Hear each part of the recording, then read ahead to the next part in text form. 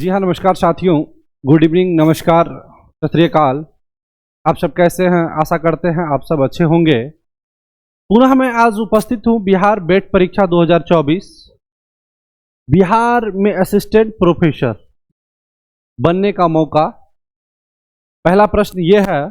और दूसरा प्रश्न है एपीआई क्या है, यानी एपीआई जिसका फुल फॉर्म होता है एकेडमिक परफॉर्मेंस इंडिकेटर्स।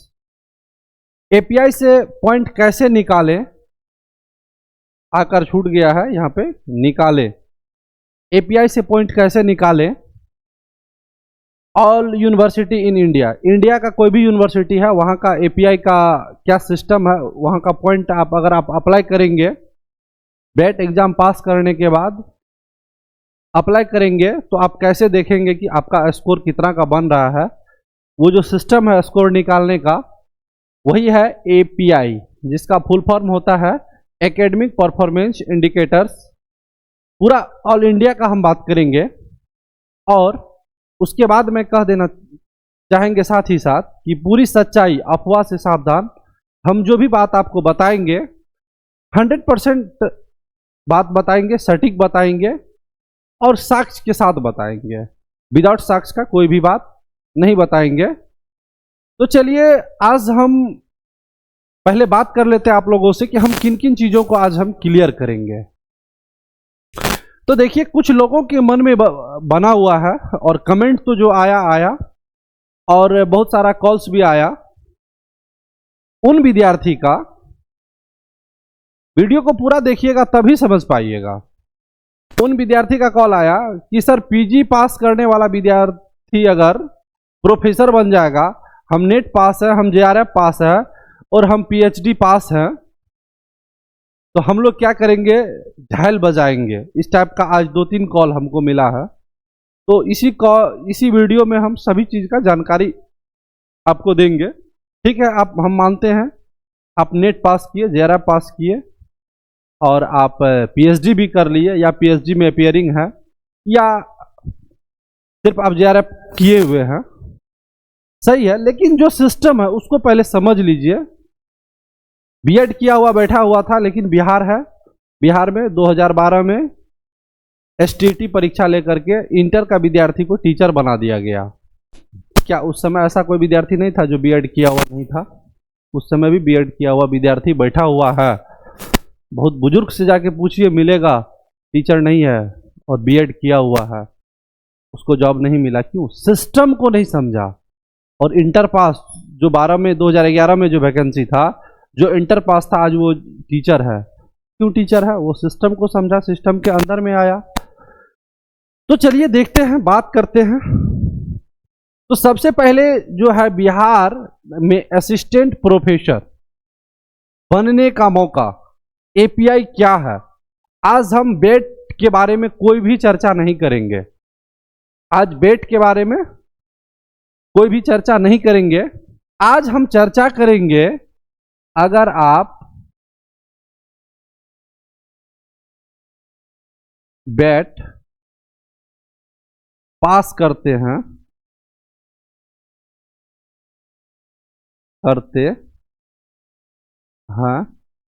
तो क्या होगा।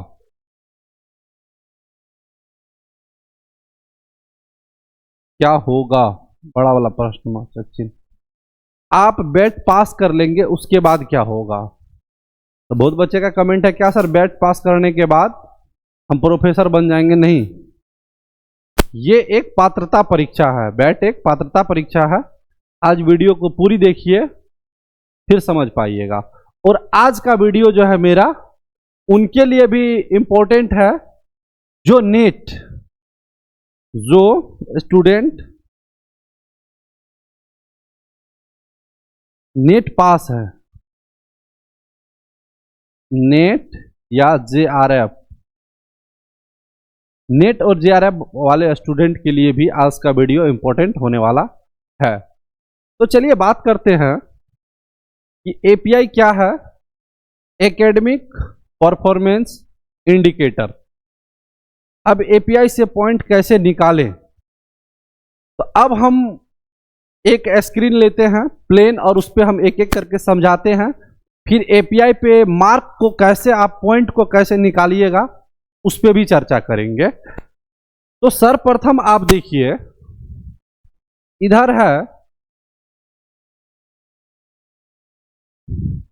हम लिखते हैं ए और पी, ये हो गया असिस्टेंट प्रोफेसर का बहाली। और हम सपोज कीजिए एक यूनिवर्सिटी है बीएनएमयू, और बीएनएमयू में 100 पद पे बहाली है। कितना पद पे? 100 पदों पर बहाली है।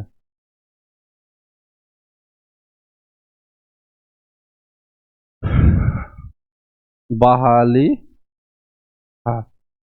अब यहां पर देखिए कि बीएनएमयू में क्या हो गया, ये देखिए मान के चल रहे हैं अभी कोई बहाली नहीं है, एक हम चीजें को आपको समझाने के लिए हम बता रहे हैं।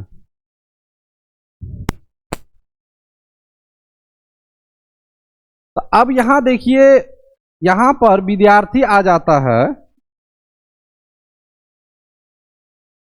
टोटल 1 लाख, 1 लाख विद्यार्थी आएगा। अब इसके पास डिग्री क्या क्या रहेगा? किसी के पास नेट रहेगा, नेट पास है, कोई जेआरएफ है,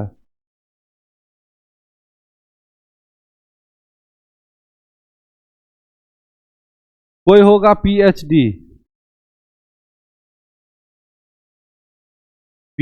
पास है, कोई मिलेगा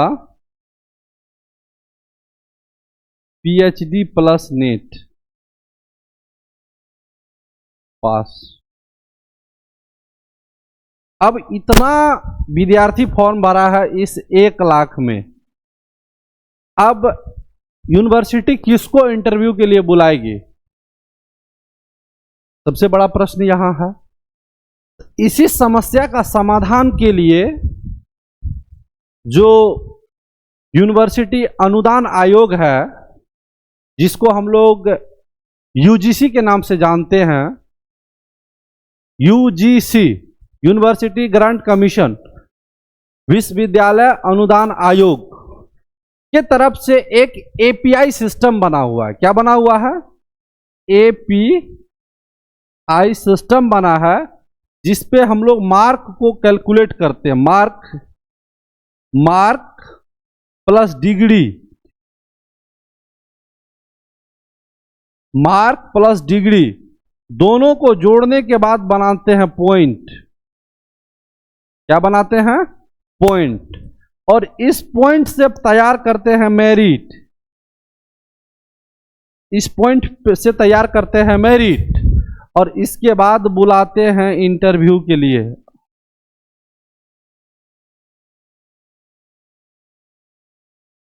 और इसके बाद बुलाते हैं इंटरव्यू के लिए कौन? विश्वविद्यालय, यूनिवर्सिटी। किसके थ्रू? एपीआई के थ्रू। अब देखिए, एपीआई का पूरा चीज को हम 1 to 1 बताएंगे, और जो नहीं देखे पूरी वीडियो को देखिएगा एकदम सत्यता के साथ। और आज हम बताते हैं कि आप पॉइंट निकाल पाइएगा, खुद से निकाल पाइएगा। अब देखिए यहां पे आगे हम बताते हैं, किसी भी यूनिवर्सिटी को असिस्टेंट प्रोफेसर बहाली करने के लिए यूनिवर्सिटी में 2 प्रोसेस है।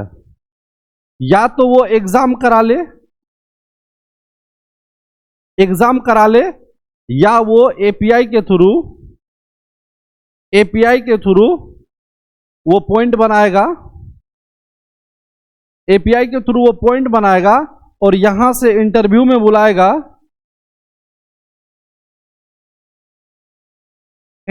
बुलाएगा, और इसके बाद करेगा सिलेक्शन। यहां से करेगा वो सिलेक्शन। ठीक है। तो सबसे पहले आपको यहां आने के लिए जो आज से पहले का नियम था, अभी का जो बैट का नोटिफिकेशन जारी होने से पहले का था, आपके पास नेट या JRF होना अनिवार्य था, अनिवार्य था। इसके बगैर आप यहां तक नहीं पहुंच सकते। या एग्जाम के द्वारा भी अगर स्टूडेंट का सिलेक्शन होता है, फिर भी आपके पास चाहिए नेट प्लस JRF, ठीक है। और PhD ऑप्शनल, PhD यहां भी ऑप्शनल है, हो भी सकता है तो ठीक है, नहीं भी हो सकता है, ठीक है। और यहां भी PhD जो है ऑप्शनल में था, ठीक है। लेकिन यहां आकर के PhD वाले बच्चे को ज्यादा अंक प्राप्त होता था, PhD वाले को ज्यादा अंक प्राप्त होता था। तो जैसे 100 पद पे बहाली निकला, अगर यूनिवर्सिटी डायरेक्ट अगर यहाँ पे एग्जाम के थ्रू लेके आएगा, तो डायरेक्ट अगर आप नेट या JRF पास हैं तो आपका आवेदन ले लेगा, एप्लीकेशन लेगा और एडमिट कार्ड जारी करके एग्जाम ले करके डायरेक्ट आपको बहाली कर देगा। अभी भी प्रश्न बना हुआ है ना कि क्या API को हटा दिया जाएगा? जी, अगर API हटा दिया जाएगा तब डायरेक्ट आप आवेदन बैट पास करने के बाद, यहाँ बैट पास करने के, देखिए पहले क्या था, नेट या JRF था, तब यहां आप अप्लाई कर सकते थे एग्जाम के लिए। क्या करेंगे? अप्लाई करने के लिए आपके पास नेट या JRF होना था। और ये एग्जाम NTA कंडक्ट कराती है। तो NTA का एग्जाम जो है ये सेंट्रल लेवल पे एग्जाम होती है, प्रत्येक 6 महीना पे होती है, साल में 2 बार। ये एग्जाम थोड़ा टफ है, बच्चे से ज्यादा नहीं निकल पाता था, इसीलिए बिहार में लाया गया बैट कि नेट JRF के जगह पे अगर बैट भी आप पास करते हैं आप आवेदन कर सकते हैं। तो यहां से ये बात क्लियर है कि जितना भी पद पे बहाली आएगा तो बैट वाला बच्चा जो अप्लाई करने के लिए एलिजिबल होगा तो होगा ही, साथ साथ जो नेट JRF है, साथ साथ या किसी के पास PhD है तो वो भी अप्लाई कर पाएगा। लेकिन यहां से एक बात और है, अगर नेट JRF आपके पास नहीं है, सिर्फ आपके पास PhD है, तब आपको बैट का एग्जाम पास करना पड़ेगा। लेकिन जब नेट या JRF आपके पास है तो आपको बैट का एग्जाम देने का कोई आवश्यकता नहीं है। आया बात समझ में? आपको बैट एग्जाम देने की कोई आवश्यकता ही नहीं है, बिल्कुल आवश्यकता नहीं है। चलिए अब पहले हम एक बार देखते हैं आखिर बैट का ये जो API सिस्टम है उसमें कैसे पॉइंट जो है कैलकुलेट किया जाता है। तो देखिए यहां भी अप्लाई करने के लिए नेट या JRF चाहिए था, तो नेट JRF अगर नहीं भी रहेगा तो आप बैट पास करके आप अप्लाई कर पाइएगा। अब चलिए हम प्रोसेस को देखते हैं कि क्या प्रोसेस है जिसके थ्रू हम अप्लाई कर सकेंगे। अरे पहले तो आप अप्लाई कर लीजिए, बोर्ड का काम है, या वो एग्जाम करा ले या API के थ्रू करवा ले। चलिए आगे देखते हैं। BN मंडल यूनिवर्सिटी मधेपुरा का है और ये स्टेट यूनिवर्सिटी है, स्टेट के अंडर में जो है यूनिवर्सिटी है और गवर्नमेंट यूनिवर्सिटी है। अब यहां देखिए यहां क्या है, सिस्टम क्या है, कह रहा BN मंडल यूनिवर्सिटी और लालू नगर मधेपुरा, और उसका नोटिफिकेशन है ये, ठीक है। और ये रजिस्ट्रार के द्वारा ये जारी किया गया था। अब ये देखिए क्या है, यहां जो आया है, अब यहां देखिए किस चीज के लिए आया है। इससे पहले जो गेस्ट टीचर आया था, यहां थोड़ा देखिए, गेस्ट फैकल्टीज आया था, गेस्ट फैकल्टी कुछ दिन पहले जो बहाली हुआ था, तो वहां पर जो आवेदन मांगा गया था तो वहां पे कैसे कैलकुलेशन किया गया था, उसी चीज को हम आपको यहां दिखा रहे हैं। ये एडवर्टाइजमेंट है, ये टेम्पोरली था, ठीक है। ये जो गेस्ट टीचर को रखा गया था कोई परमानेंट नहीं था। तो उस टाइम पे देखिए यहाँ पे कैसे जो है सिलेक्शन प्रोसेस हुआ था, उसको थोड़ा आप देखिए। यहाँ API क्या है फिर समझ में आएगा। देखिए यहाँ पे इस टाइप से पोस्ट आया था, सब पोस्ट दिया था, किस सब्जेक्ट में कितना पोस्ट है वो क्लियर करके दिया था। अब देखिए API क्या है,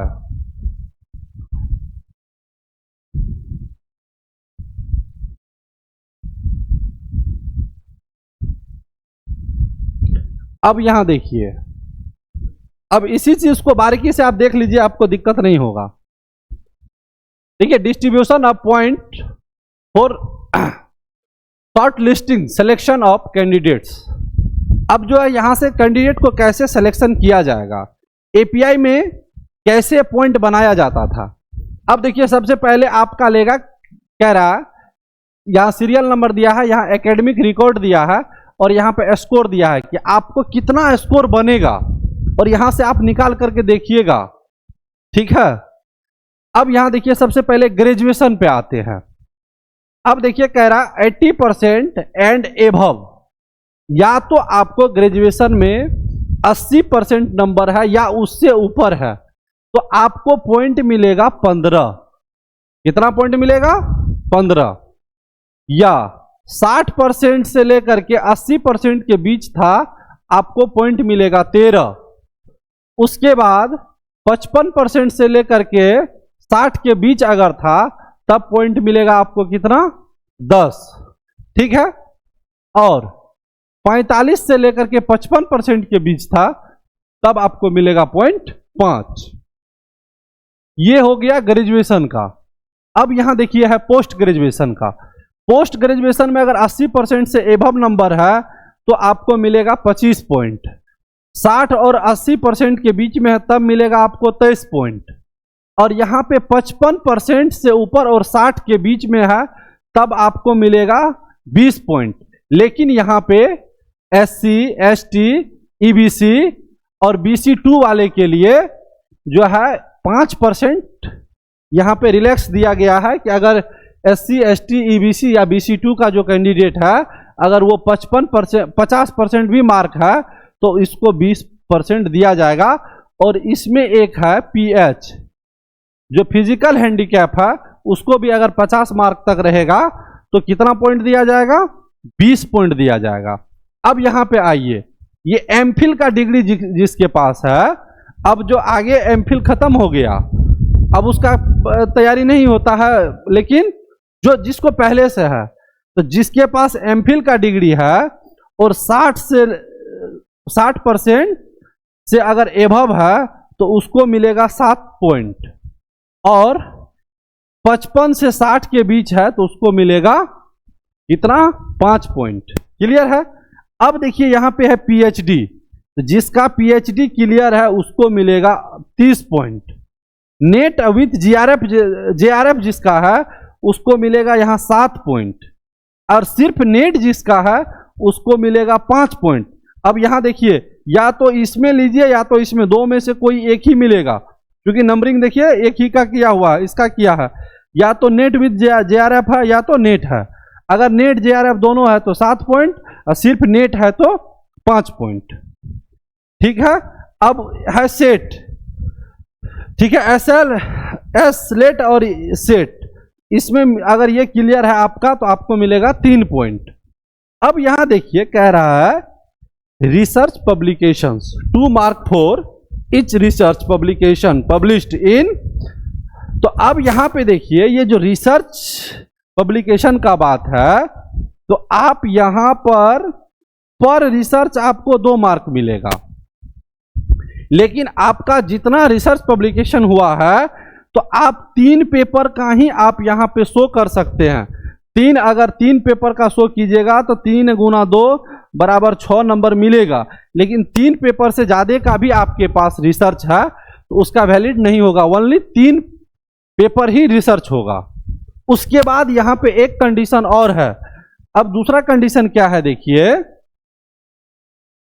कि अगर आप कोई A नाम का स्टूडेंट है, B नाम का स्टूडेंट है और C नाम का स्टूडेंट है, ऐसा सिस्टम है कि 3 आदमी मिलकर के भी कोई रिसर्च आप जो है बना कर सकते हैं।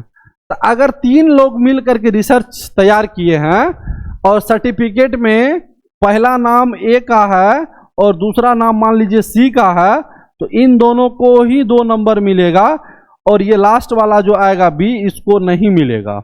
2 कैंडिडेट को ही 2-2 नंबर करके मिलेगा। चलिए, ये क्लियर हो गया। अब आगे चलते हैं, थोड़ा इसको ऊपर बढ़ाते हैं। हाँ, अब यहां पे देखिए, अब आपके पास टीचिंग का एक्सपीरियंस है, जब कह रहा है 2 मार्क 1 ईयर ईच। अब आपके पास टीचिंग का जितना दिन का एक्सपीरियंस है पर ईयर जो है आपको 2 मार्क मिलेगा, लेकिन आप यहां पे मैक्सिमम 5 ईयर का ही दिखा सकते हैं। 5 साल का अनुभव दिखाइएगा तो 10 नंबर मिलेगा, और 5 साल से ज्यादा भी दिखाइएगा तो आपको यहां पे अनुभव का 5 साल से ज्यादा का वैलिड नहीं होगा। 5 साल दिखाइएगा 10 पॉइंट मिल जाएगा, ठीक है। अब इसके बाद देखिए, नेशनल इंटरनेशनल लेवल पे अगर कोई आप अवार्ड जीते हैं, नेशनल इंटरनेशनल लेवल पे अगर आप कोई चीज को जीते हुए, अवार्ड जीते हुए हैं, तो आपको मिलेगा 3 पॉइंट, ठीक है। और स्टेट लेवल का अगर कोई आप अवार्ड जीते हुए हैं तब मिलेगा 2 पॉइंट। और सारा पॉइंट को जोड़ने के बाद मेरिट तैयार होता है। अब 100 पोस्ट पे बहाली है, तो जितना स्टूडेंट अप्लाई किया सबका मेरिट तैयार किया जाता है, और ऊपर से 100 गुना 5 यानी 5 गुना ज्यादा लेता था, 500 स्टूडेंट का चयन होगा, और उसी 500 स्टूडेंट को बुलाया जाएगा किसके लिए? इंटरव्यू के लिए, और बाकी बच्चे का को वहीं से हटा दिया जाएगा। आया बात समझ में? ये प्रोसेस है एपीआई, इसी को कहते हैं एपीआई, और यहीं से निकाला जाता है पॉइंट। तो बेट एग्जाम उनके लिए है, अभी भी फिर हम रिपीट कर देते हैं, जो नेट या जेआरएफ पास नहीं किए हैं उसको बेट एग्जाम पास करना होगा। लेकिन इससे पहले जो है, जो कि पीएचडी डायरेक्ट एंट्रेंस दे करके किए थे और आपके पास नेट या जेआरएफ पास आप नहीं हैं, तो या तो आप नेट जेआरएफ पास कीजिए तब असिस्टेंट प्रोफेसर बनिएगा अप्लाई करके, या आप बेट का एग्जाम दे करके फिर भी आपके पास मौका है। अब यहां पे देखिए, इसको क्लियर होने के बाद एक प्रश्न निकल के आता है कि क्या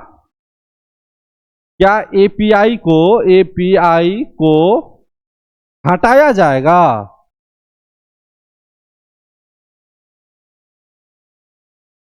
अब यहां देखिए, अगर एपीआई को हटा देगा तब आपको यहां पे एग्जाम देना होगा। जैसे बिहार में अभी बहाली जो हुआ है टीचर का, तो पहले ऐसे ही मार्क जोड़ जोड़ करके तैयार किया जाता था, लेकिन जैसे ही इस सिस्टम को हटाया तो डायरेक्ट लेके आ गया बीपीएससी के थ्रू एग्जाम। इसके थ्रू बीपीएससी के थ्रू आ गया एग्जाम। क्लियर है?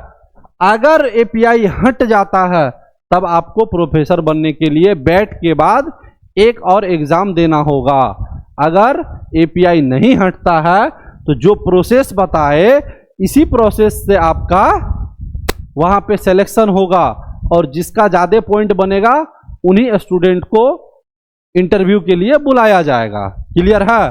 तो यहां पे देखिए, सबसे पहले कि जो पीएचडी वाले कैंडिडेट होते हैं उसके पास प्लस पॉइंट होता है कि उसके पास 30 मार्क एक्स्ट्रा उठ करके आ जाता है, तो इसका दबदबा ज्यादा रहता है। पीएचडी वाले के पास यहाँ का जो ये 30 पॉइंट मिल जाता है, इसका दबदबा बढ़ जाता है। तो ये जो एपीआई कैलकुलेशन हम करके दिखाए हैं, ये बीएन मंडल यूनिवर्सिटी का है, और बिहार का लगभग सभी यूनिवर्सिटी का सेम प्रोसेस है। लेकिन कुछ कुछ यूनिवर्सिटी में ये पॉइंटिंग जो किया गया है, इसमें 1 पॉइंट का ऊपर नीचे कहीं कहीं किया गया है, तो 1 आध पॉइंट से कहीं कुछ नहीं होता है। लेकिन लगभग सब जगह पे ये सिस्टम है एपीआई काउंट करने का, पॉइंट काउंट करने का। इसी के थ्रू जो है बेट पास करने के बाद आप प्रोफेसर बनेंगे। और निश्चिंत रहिए, जो नेट जेआरएफ पास हैं तो वो निश्चिंत रहिए, आपका जैसे ही आवेदन मांगा जाएगा असिस्टेंट प्रोफेसर के लिए, तो आप आवेदन कर सकते हैं। ठीक है, ये आपका मेन प्रोसेस रहा। और जो स्टूडेंट पीएचडी करके बैठे हैं, नेट जेआरएफ नहीं है, तो उसको या तो नेट जेआरएफ पास कीजिए या तो बैट पास कीजिए। अन्यथा असिस्टेंट प्रोफेसर बनने का सपना आपका कभी साकार नहीं होगा। और इतना बताने के बाद मेरा बताया हुआ चीज आपको कैसा लगा, आप हमें कमेंट के माध्यम से बताएंगे, अपना अनुभव शेयर करेंगे। और भी कोई प्रश्न होगा तो आप हमें कमेंट में जरूर लिखिएगा और हम आपको इसके बाद जो है फिर अगला वीडियो में उसका जवाब देंगे। उस पे हम वीडियो लेकर के आएंगे और जो भी वीडियो लेकर के आएंगे, अगर जिनका भी कमेंट रहेगा तो हम लास्ट में उनका जवाब दे करके ही जाएंगे। जैसे आज बहुत स्टूडेंट का कहना था, 2-3 स्टूडेंट का कॉल आया तो सबका कहना था सर मेरे पास नेट जेआरएफ पास नहीं है, हम पीएचडी फाइनल कर चुके हैं, तो क्या हम अप्लाई कर सकते हैं बिना बैट का? तो नहीं, आप बिना बैट का नहीं कर सकते। आपके पास अगर जान लीजिए बिहार में टीचर बनना है तो बीएड हो गया या डीएलएड हो गया तो आप अप्लाई नहीं कर सकते जब तक कि एसटीईटी पास नहीं करते हैं या उसके जगह पे सीटेट पास नहीं करते हैं।